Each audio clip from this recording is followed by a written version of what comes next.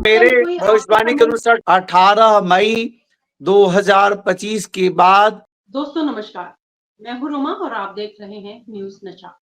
दोस्तों आज हमारे साथ है वैदिक तंत्र गुरु आचार्य शैलेश तिवारी जी, जिनकी भविष्यवाणियां समय समय पर चौंकाने वाली सच्चाई में बदलती रहती हैं।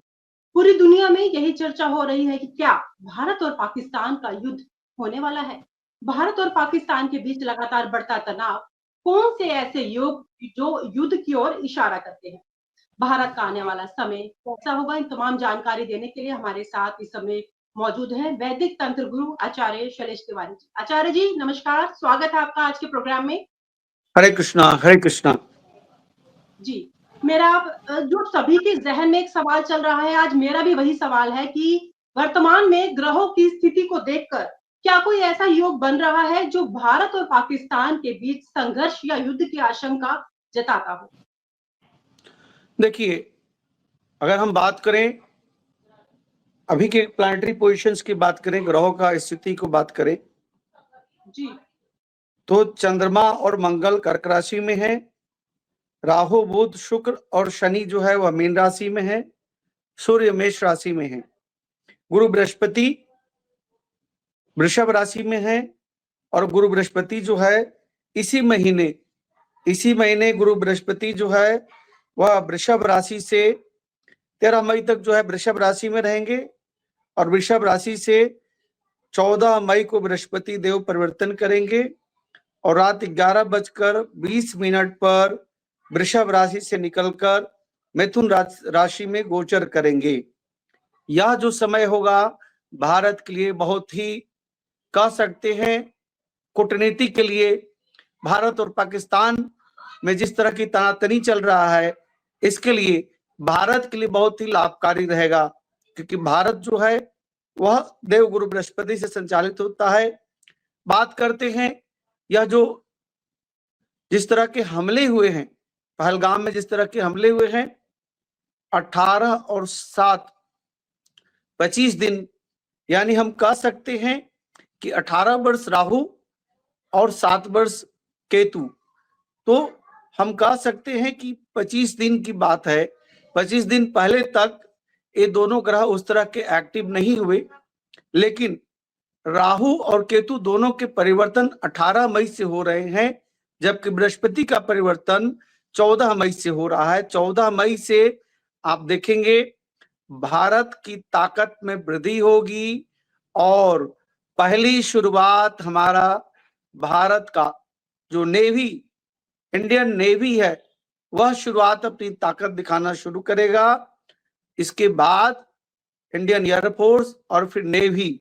18 मई की अगर हम बात करते हैं, चूंकि राहु जो है एक राशि में परिवर्तन 18 महीने के बाद करता है और 18 मई 2025 को शाम 5:08 पर यह कुंभ राशि में प्रवेश करेगा। राहु कुंभ राशि में प्रवेश करेगा मीन से, जो विशेष रूप से अगर केतु की बात करें तो केतु जो है वह कन्या से सिंह राशि में आएगा और हम कह सकते हैं कि यह जो राशि का परिवर्तन चक्र परिवर्तन है, राहु का शनि के घर में 18 वर्ष के बाद कुंभ में परिवर्तन या निश्चित तौर पर एक बहुत बड़े युद्ध का आहट देता है। हम कह सकते हैं 18 मई से निश्चित तौर पर भारत की ताकत में वृद्धि होगी। पाकिस्तान के लिए बहुत बड़ी भविष्यवाणी कर रहा हूं। 18 मई 2025 शाम को 5:40 के बाद से जो योग बन रहा है वह निश्चित तौर पर पाकिस्तान को 3 भाग में बांटने का योग बन रहा है और एक बहुत बड़े युद्ध की तरफ आगाज दिख रहा है। ठीक उसी प्रकार 18 मई 2025 के बाद बांग्लादेश के विशेष जो प्रधानमंत्री हैं उनको भी पद से पदच्युत होने का, उनके ताकत में कमी होने का और साथ ही साथ हम यह भी कह सकते हैं ऐसी स्थिति में बंधक बनने की स्थिति बनती है। हम बहुत बड़ी भविष्यवाणी कर रहे हैं। 18 मई के बाद जिस तरह राहु का परिवर्तन होगा, केतु का परिवर्तन होगा, और चूंकि तुला लग्न की कुंडली भारत की है, और जो 15 अगस्त सन 1947 की रात्रि 12 बजे की जो कुंडली बनती है, तुला लग्न की कुंडली बनती है, और लग्न में केतु और सप्तम के राहु, यह सिद्ध करते हैं कि भारत महाशक्ति के रूप में दुनिया के सभी देशों की रजामंदी के साथ पाकिस्तान को 3 टुकड़े करेगा, और साथ ही साथ बांग्लादेश के प्रधानमंत्री को उनके पद से विमुख करेगा। यह हमारी भविष्यवाणी है।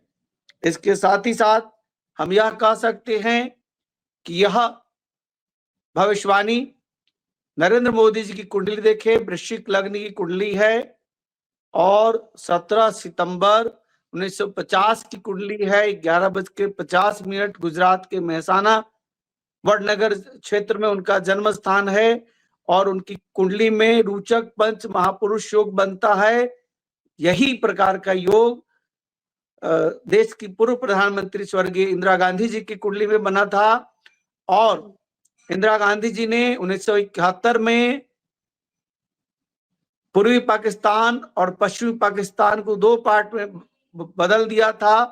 एक बांग्लादेश बन गया था और एक पाकिस्तान अलग हो गया था। ठीक उसी प्रकार पीओके भारत का निश्चित तौर पर आने वाले समय में हिस्सा होगा, और पीओके के अलावा 2 पार्ट और, यानी पाकिस्तान 3 भागों में विभक्त होगा। पाकिस्तान की आर्थिक स्थिति बद से बदतर होगी, और इसके साथ ही साथ पाकिस्तान जिस तरह से, चूंकि राहु का परिवर्तन जो देता है, और जिस तरह का घटना पहलगाम में हुआ है, पहलगाम की घटना पर एक बार हम कुंडली देख लेते हैं। तो कुल मिलाकर आपने कह दिया है कि 18 मई के बाद युद्ध होने की पूरी संभावना है, या आपने भविष्यवाणी कर दी है इस समय? बिल्कुल बिल्कुल, और भारत को विजय प्राप्त होगा, निश्चित तौर पर भारत को विजय प्राप्त होगा। जो घटना 22 तारीख को 22 अप्रैल को घटा है, उसका स्वामी योग 4 आता है। 4 अंक का स्वामी राहु है।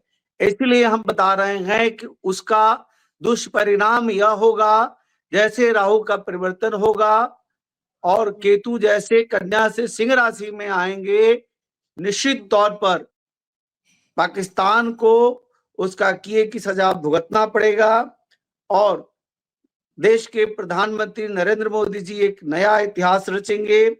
22 अप्रैल 2025 टोटल योग 8 आता है, जिसका स्वामी शनि है, और शनि अभी देवगुरु बृहस्पति की राशि मीन राशि में है, और मीन राशि में होने के कारण बृहस्पति शनि इतने मजबूत हैं कि भारत को निश्चित तौर पर विजय प्राप्ति होगा।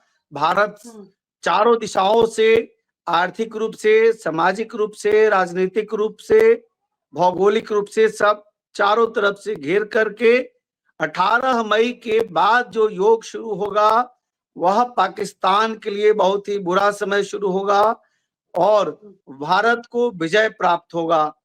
यह युद्ध जो है, यह 3 से 5 दिवस के लिए होगा, और यह कभी भी हो सकता है। मैं यह नहीं कह रहा हूं कि 18 मई की रात्रि में ही होगा, लेकिन एक बहुत बड़ा स्ट्राइक होगा, जिससे पाकिस्तान निश्चित तौर पर अपना वजूद, अपना अस्तित्व को खो देगा।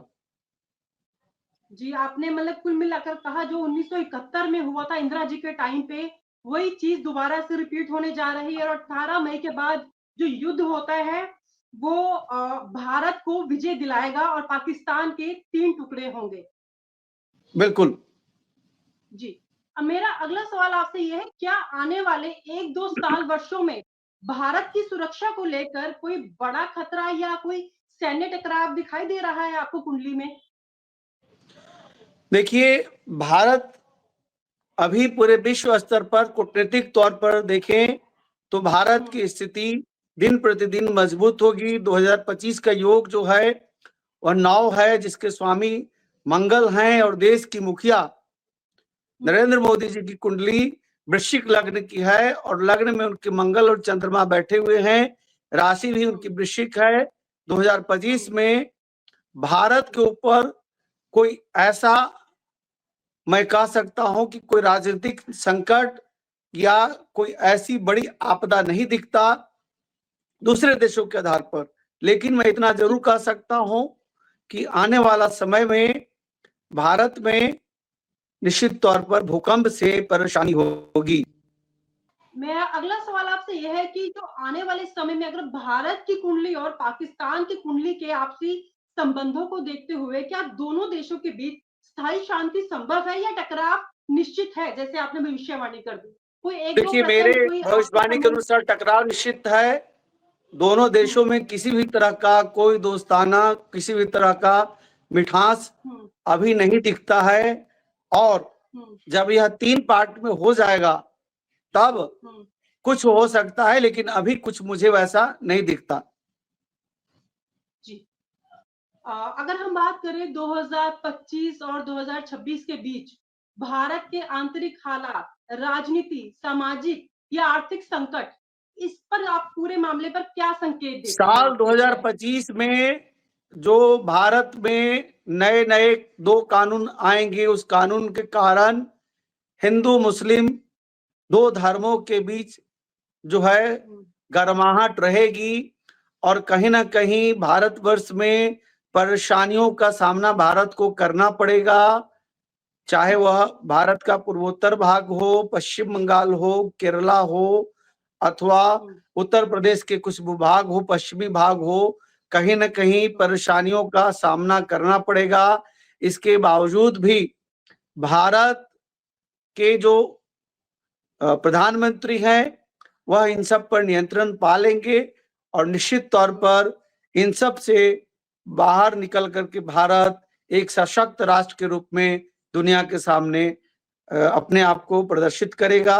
भारत में वह हालात नहीं होंगे जो हालात रसिया और यूक्रेन में हुआ। जिस तरह से रसिया यूक्रेन की 2 से 2.5 साल तक युद्ध चलते आ रहा है, रसिया धीरे धीरे अंदर अंदर खोखला हो गया है, वो स्थिति नहीं रहेगी। भारत पूरी बुद्धिमत्ता के साथ और पूरी दुनिया के लोगों को अपने पक्ष में लेकर के ऐसा वार करेगा कि बहुत बड़े जनमानस की हानि न करते हुए विजय प्राप्त कर लेगा। पाकिस्तान को टुकड़े करके निश्चित तौर पर भारत विजय को प्राप्त करेगा। जी, मेरा एक सवाल और है, जिससे चाइना और अमेरिका की इस समय ट्रेड वॉर चल रही है और चाइना ने अमेरिका को पछाड़ भी दिया है, तो क्या अब अमेरिका चाइना के ऊपर सीधे हमला करेगा या किसी के जरिए हमला कर सकता है, किसी और कंट्री को आगे रखकर? इस पर आप क्या कहेंगे? देखिए, ट्रेड वार यह कंटिन्यूअस 2025 और 26 दोनों वर्ष चलेगा, और यह ट्रेड वार जो है वह गोल्ड के रूप में होगा, बिटकॉइन के रूप में होगा, और आप देखिएगा कि जून फर्स्ट वीक से रियल एस्टेट में बहुत ही आर्थिक मंदी आएगी। आप अभी से शुरू हो चुका है, अमेरिका में रियल एस्टेट रिसेशन शुरू हो चुका है, जो 2009 में हुआ था, जो 2019 में हुआ था, उसी तरह रिसेशन शुरू हो रहा है। ठीक उसी प्रकार भारतवर्ष में भी रियल एस्टेट में जून फर्स्ट वीक से रिसेशन की स्थिति उत्पन्न होगी, और निश्चित तौर पर मैं यह भविष्यवाणी कर रहा हूं कि जमीन की कीमत में गिरावट होगी, बिल्डिंग की कीमत में गिरावट होगी, कंस्ट्रक्शन की कीमत में गिरावट होगी, और उसके साथ ही साथ गोल्ड वार चलेगा। गोल्ड वार, कोल्ड वार, गोल्ड वार और कोल्ड वार मतलब सोने की लड़ाई, गोल्ड की लड़ाई होगी। और गोल्ड को आप देखिएगा साल के अंत तक यह 1,30,000 रुपए इंडियन रुपए में गोल्ड जो है इस साल के नवंबर दिसंबर तक 1,30,000 का 10 ग्राम का गोल्ड होगा, जिससे निश्चित तौर पर शादी विवाह में लड़कियों के पिता को निश्चित तौर पर परेशानी होगी। अमीरों को तो कोई समस्या नहीं होगा, लेकिन गरीबों से बहुत दूर सोना हो जाएगा। ठीक उसी प्रकार चांदी की भी बात करते हैं, क्योंकि मंगल का वर्ष है, मंगल चंद्रमा दोनों अच्छे मित्र हैं, और इसके कारण चंद्रमा का जो धातु है वह चांदी है।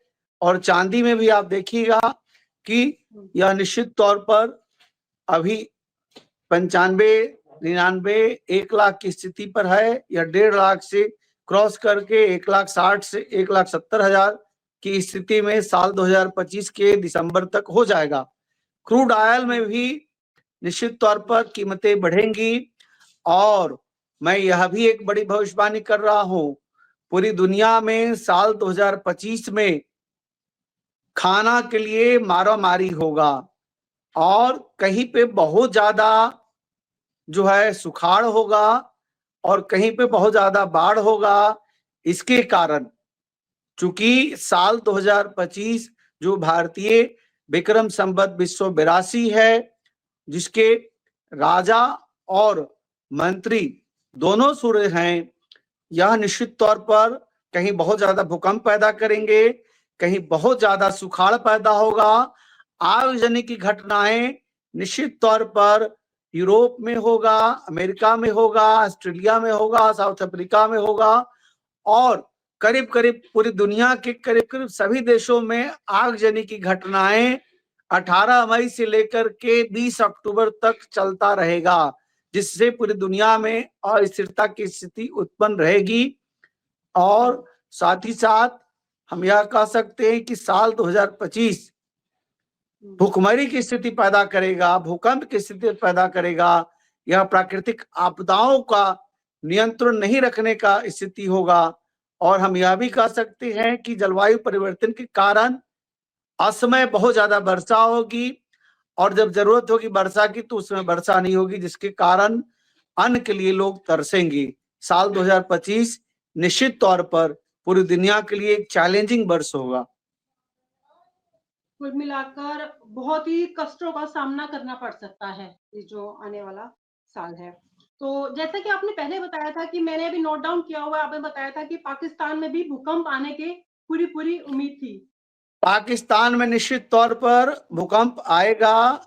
बृहस्पति के परिवर्तन और राहु केतु के परिवर्तन, और बृहस्पति साल 2025 में 3 राशियों में परिवर्तित होंगे। सबसे पहले 14 जनवरी को मेष राशि से वृषभ राशि में आए हैं, और 14 मई को वृषभ राशि से मिथुन राशि में आए हैं, और इसके बाद कर्क राशि में जाएंगे। इनके कारण यह देखिए, हिमाचल प्रदेश के कांगड़ा से आगे आप बढ़िएगा, और इधर आप राजस्थान होते हुए ये क्षेत्र को आगे बढ़ करके देखेंगी तो इन सब क्षेत्रों में कोई बहुत ज्यादा परेशानी नहीं होगी।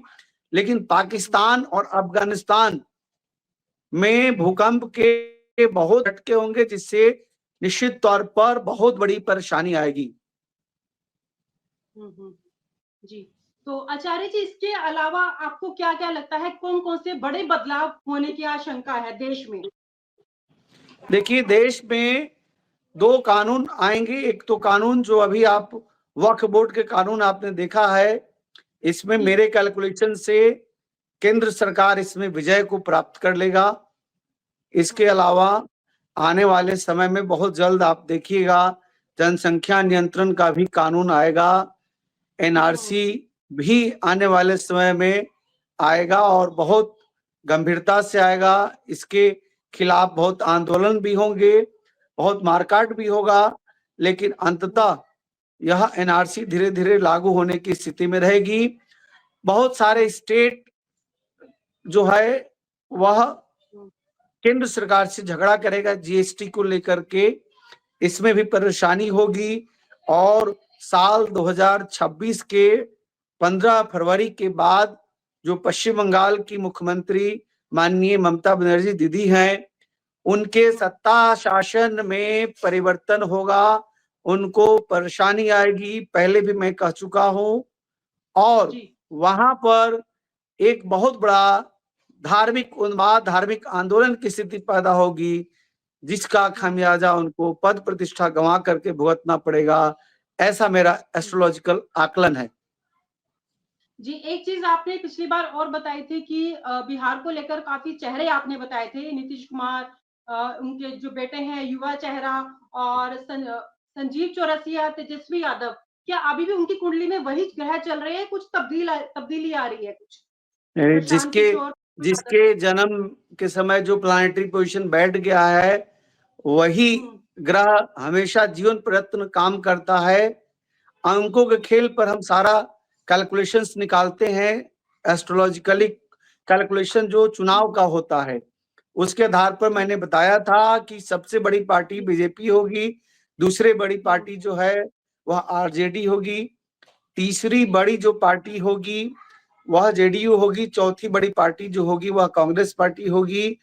और मैंने बताया था प्रशांत किशोर जी की पार्टी और AIM जो इनका असदुद्दीन ओवैसी जी की पार्टी है, यह कुछ बड़ा चमत्कार नहीं कर पाएगी। ये दोनों पार्टियां हम कैलकुलेशंस के आधार पर बताया था मैंने कि यह 0 पर आउट हो जाएंगी। उसके साथ साथ एक और नए IPS ऑफिसर आए हैं, उन्होंने भी एक नई पार्टी बनाया है। इन सब के आधार पर हम कह सकते हैं कि नई पार्टियों का कोई बहुत बड़ा वजूद नहीं होगा, लेकिन फेस वैल्यू का महत्व होगा। अगर कोई व्यक्ति का व्यक्तित्व बहुत बड़ा है, वह समाज में बहुत बड़ा अगुवा रहा है, तो वह निश्चित तौर पर जीत कर के आएगा, जिससे एक राजनीति में एक नई परिपाटी शुरू होगी। और हम यह भी कह सकते हैं कि आने वाले समय में जिस प्रकार से, मैं आपको एक भविष्यवाणी कर देता हूं कि अभी पवन सिंह नाम के एक सिंगर हैं भोजपुरी के, उन्होंने चुनाव लड़ा था और चुनाव में उन्होंने हार का सामना करना पड़ा था। हमारी भविष्यवाणी है कि उनकी पत्नी आने वाले समय में चुनाव लड़ेंगी और वह चुनाव जीत कर के आएंगी, और जिससे इस तरह के जो कलाकार हैं, जो भोजपुरी कलाकार हैं, जो आम जनमानस को अपने तरफ आकर्षित करते हैं, चाहे वह पवन सिंह हो, चाहे एक बहुत बड़े प्रसिद्ध, क्या मैं उनका नाम अभी भूल रहा हूँ, कोई यादव हैं, वो भी बहुत बड़े भोजपुरी के सिंगर हैं। तो इस तरह के जो आम जनमानस के बीच में आकर्षण का केंद्र बनते हैं व्यक्ति, जिनका बहुत ज्यादा पब्लिक के बीच लगाव होता है, ऐसे लोगों की राजनीतिक शक्ति में निश्चित तौर पर साल 2025 में वृद्धि होगी। और खेसारी लाल यादव, वह भी आने वाले समय में 2025 में राजनीति में आएंगे और उन्हें लाभ यश की प्राप्ति होगी। जी आचार्य जी, मेरा बस लास्ट सवाल आपसे यह है कि क्या ग्रहों की वर्तमान स्थिति और गोचर के अनुसार भाजपा की जो अगले राष्ट्रीय अध्यक्ष का चयन दक्षिण भारत से होने की संभावना है या किसी और दिशा से? या आखिरी सवाल नहीं, उनके जो अध्यक्ष होंगे वह उत्तर भारत से ही होंगे, दक्षिण भारत से नहीं होंगे, और पुरुष ही होंगे, स्त्री नहीं होंगी। अभी कौन कौन से नाम आपको लग रहे हैं इसमें? देखिए, 2 अच्छे प्रभावशाली व्यक्ति की कुंडली है, भूपेंद्र यादव जी का और मनोहर लाल खट्टर जी का। ये 2 प्रभावशाली व्यक्तित्व के व्यक्ति का कुंडली है, जो निश्चित तौर पर ताकतवर कुंडली मुझे दिखती है न्यूमरोलॉजिकल कैलकुलेशन के आधार पर। चलिए, 2 नाम है, काफी प्रभावशाली नाम है जो आपने बताए हैं। उम्मीद करते हैं इन दोनों में से एक नाम का चयन होगा। फिलहाल आज प्रोग्राम में जुड़ने के लिए, चर्चा काफी करने के लिए आपका बहुत-बहुत शुक्रिया। हरे कृष्ण। हरे कृष्ण। और आप हमसे जुड़े रहने के लिए सब्सक्राइब करें YouTube पर, फॉलो करें Twitter पर और लाइक करें Facebook पर। और ज्यादा जानकारी के लिए आपको टाइप करना होगा सिर्फ न्यूज़ नशा।